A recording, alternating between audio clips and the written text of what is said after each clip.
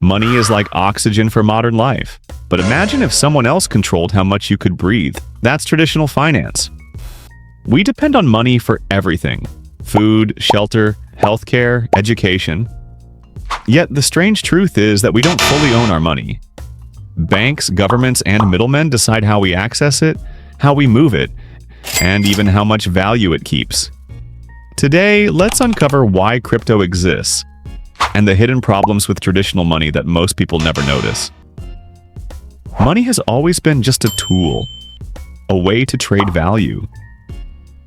In ancient times, people bartered goods: wheat for cattle, salt for fish. Later, gold and silver became common, but they were heavy and hard to carry. Then came paper money, issued by governments, and later plastic cards. Today, most money doesn't even exist physically. It's just numbers on a bank's computer. When you open your mobile app and see a balance, there isn't a box of cash with your name on it. It's simply a promise that the bank owes you that amount. Convenient? Maybe. But here's where the cracks appear. Digital money feels simple. Swipe a card, tap a phone, send funds online. But beneath that simplicity lies a system that is old, centralized, and full of limits. Think about this. You can send a photo across the world in seconds, but sending money across borders can still take days, and it passes through several banks, each charging fees along the way. The illusion of convenience hides a reality of slow and costly processes. Traditional money is controlled by central banks and governments. They can print more money anytime, leading to inflation and reducing the value of your savings. Banks can freeze accounts, block certain payments, or set limits on withdrawals. Imagine this: you've saved your whole life, and suddenly, one morning, your account is frozen because of a government policy or a bank decision. In fact, situations like these have already happened in different countries. People woke up and suddenly couldn't access their savings because of inflation crises, banking restrictions, or sudden policy changes. The money wasn't truly theirs. It was always under someone else's control. And here's another strange limitation. Your life runs 24/7, but banks don't. They follow office hours, close at 5 in the evening, and take weekends off. Emergencies don't wait for Monday morning. If your friend abroad needs urgent help at midnight, you can message them instantly, but sending money will have to wait until the bank wakes up. Isn't it odd that in the digital age, money still has working hours? Every transaction in this traditional system also comes with hidden costs. International transfers pile on heavy fees.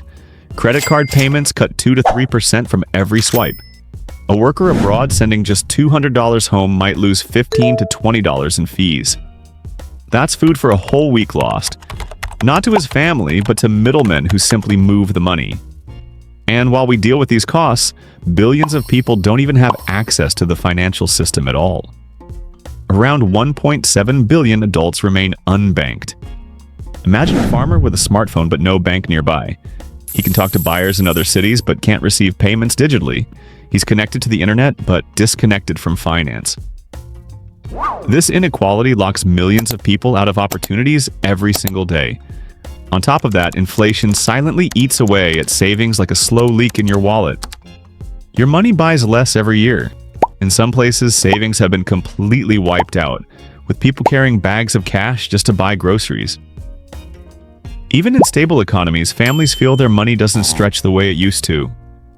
This problem is baked into the traditional system, and this is exactly why crypto exists.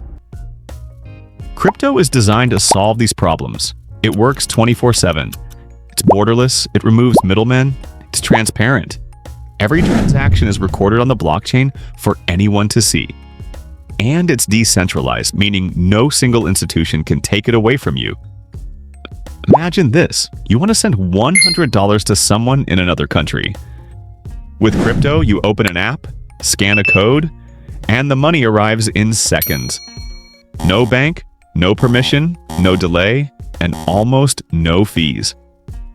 For the first time, you truly own your money.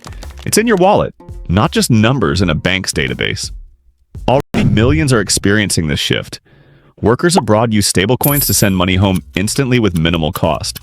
Freelancers get paid in crypto and skip the bank delays and cuts. Charities use blockchain for donations that can be tracked transparently from start to finish. And even big companies and governments are exploring blockchain for digital currencies, payments, and even tokenizing assets like real estate and bonds. Of course, crypto isn't perfect.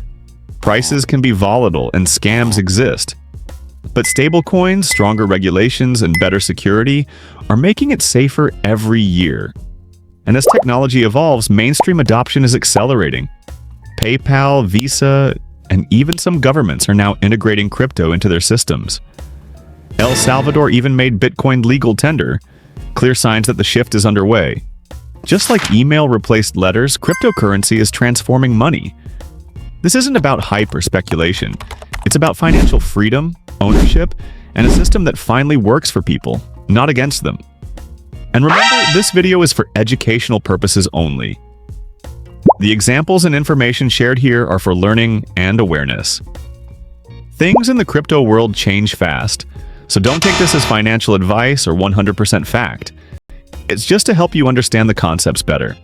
Alright, now let's make this video a little more fun. I want to take a quick quiz from you about crypto.